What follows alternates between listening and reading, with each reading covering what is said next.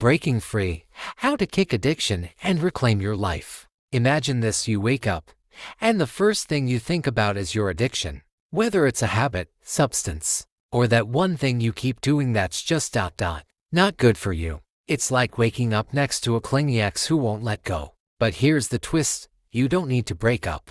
You just need to change the way you relate to them. And no, I'm not talking about some weird therapy session with your addiction. Step 1: Understanding addiction. Alright, so let's get real for a minute. Addiction isn't just about willpower. You can't just say, "I'll stop tomorrow," and expect it to be easy. Why?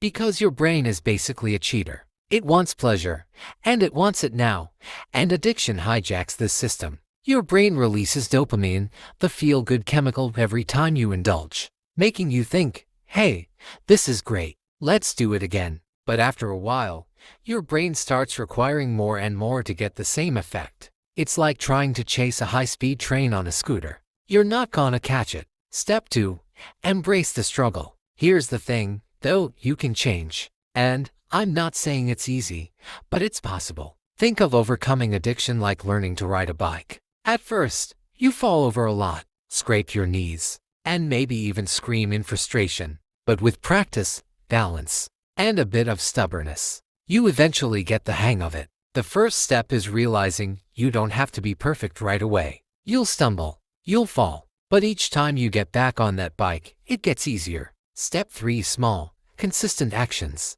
Now, let's talk strategy. You want to get serious about change. Here's the formula: small, consistent actions. Addiction doesn't go away with one big heroic gesture.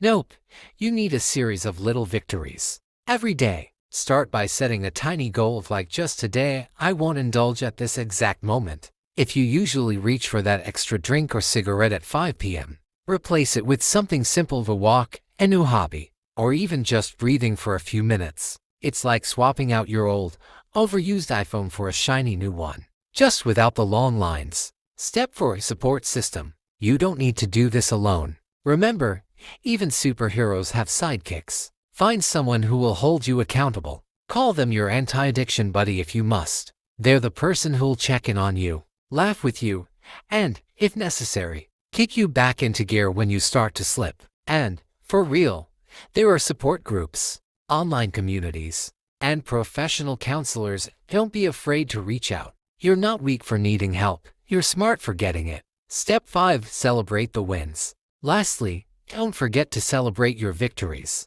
It's easy to focus on the setbacks, but every single time you choose not to fall into old habits, it's a win. Reward yourself.